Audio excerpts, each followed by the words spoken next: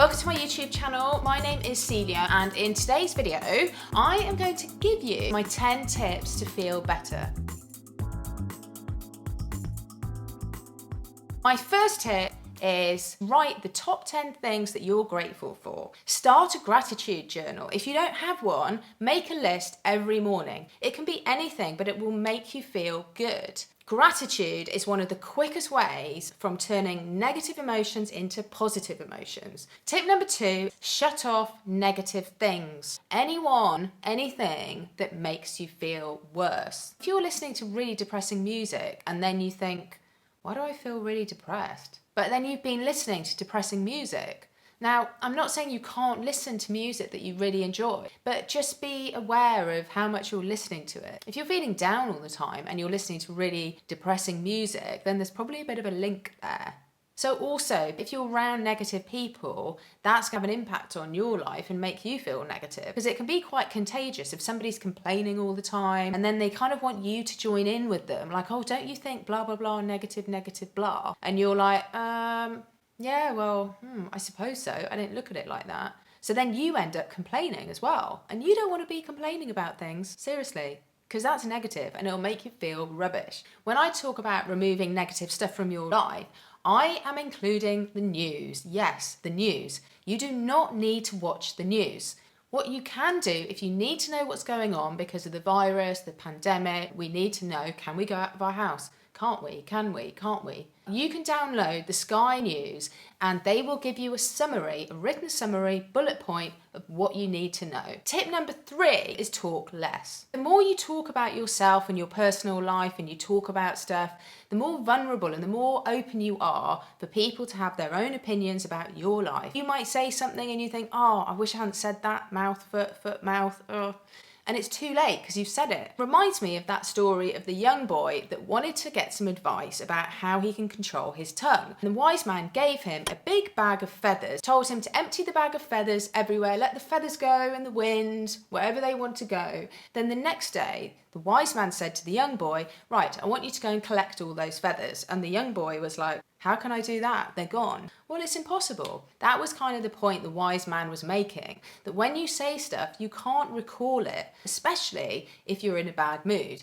Because often we'll say things when we're in a bad mood and we can't take them back. You can change your mood. In about an hour after feeling in a bad mood, you probably feel better. But any words that you've said when you were in that bad mood, you can't take those words back. Tip number 4, stop worrying. There is an art to it. We can naturally worry about things. Look around. If other people are worrying, you start worrying, they start worrying, everybody's worrying. According to Bob Proctor, 92% of things we worry about are completely unnecessary and they cause anxiety and they cause stress and it can be contagious. And you don't want your friends to be worrying either because it's not a very nice feeling. That means that only 8% of what we're worrying about is actually legitimate. So don't worry about things you can't change. Don't worry about things that are in the past. You can't do anything about that. You can't go back in the past and change stuff. Don't worry about things that you definitely don't know are going to happen. And if you do know something's going to happen and it's that 8% and it's a legitimate worry, then sit down with somebody that you trust and then you can maybe work out a solution to whatever the problem is. I love this quote from Bob Proctor. Most people tiptoe their way through life hoping that they'll make it safely to death. Tip number 5 is exercise. Okay, we all know we need to exercise, right? People who go to the gym all the time and exercise all the time and really enjoy it is because they've got into a routine. If you can even go for a 10-minute walk in the morning when it's lovely and fresh, it's so refreshing and it's so good for you. It will make you feel better.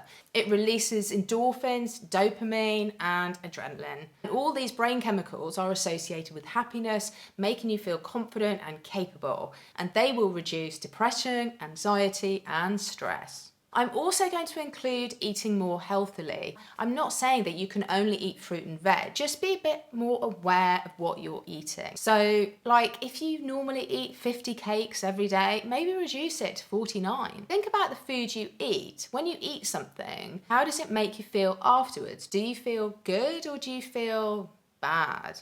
If you feel bad, then maybe reduce the amount you're eating of whatever that bad feeling food is. and replace it with an apple. Or maybe just replace it with less of whatever that thing was. Step number 6. Now this is my favorite because I don't like clutter. So step number 6 is reduce clutter. So your brain doesn't like clutter. It's difficult for your brain to relax when everything's disorganized. So clutter actually, believe it or not, yes, clutter raises your stress levels. You're telling your brain there's loads of stuff to do. Making a list puts order in your life. Step number 7, be kind. Because obviously being kind to people is a good thing to do, but it also releases serotonin, which actually strengthens your immune system. Serotonin is also released in people who are observing acts of kindness. Unbelievable. If you're kind, you're receiving kindness, or you're observing kindness, everybody is buzzing on serotonin.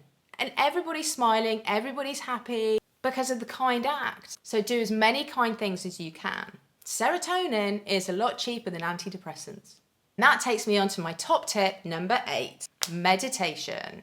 Daily meditation and prayer. I was always a little bit skeptical about meditation. I kind of thought it was sort of a bit of a hippie thing. And I just thought it was this mystical, sort of mystic Meg. I just wasn't sure, but I was a bit funny about it. Oh my word. How my life has completely changed by meditating. Meditation has so many benefits. Even scientific research cannot ignore that meditation is good for our health. Meditation reduces the risk of heart disease, reduces anxiety, reduces stress, reduces depression. Because you're in a relaxed state, it helps your body to heal. So that leads me on to step number 9. Don't dwell on negative stuff. Now we know from Kirlian photography that was invented in the 1930s that we have an aura. Our aura is our energy field. Our aura or our energy field is changed according to the negative or the positive emotions that we're feeling. Our emotion is emotion, energy in motion. The energy that we're sending out is the energy that we will receive back. Try not to dwell on stuff that's negative because you will only start attracting those negative things back into your life. And that leads me on to tip number 10. Search for the positive in everything. There's a great quote by Dr. Wayne Dyer. When you change the way you look at things, the things you look at will change. And that's quantum physics. I was watching a YouTube video by Dan Locke the other day. He was talking about when himself and his wife Jenny got back to the hotel one evening, put their bags down, looked out the window, and the rain was absolutely torrential. Dan was looking outside and thinking, oh no, we were going to go out tonight. Look at the rain, it's horrible. It's just a disaster. We can't go out. And he was looking at it obviously very negatively. He looked over and Jenny was looking at the rain and saying, oh my word, look, it's beautiful. Look at how romantic it is. The rain, the colours, the sky is so beautiful. Look at the hills in the distance. And Dan was like, are we seriously looking at the same thing? When we change the way we look at things, the things we look at will change. If you're finding any of these tips helpful, then please hit the like button.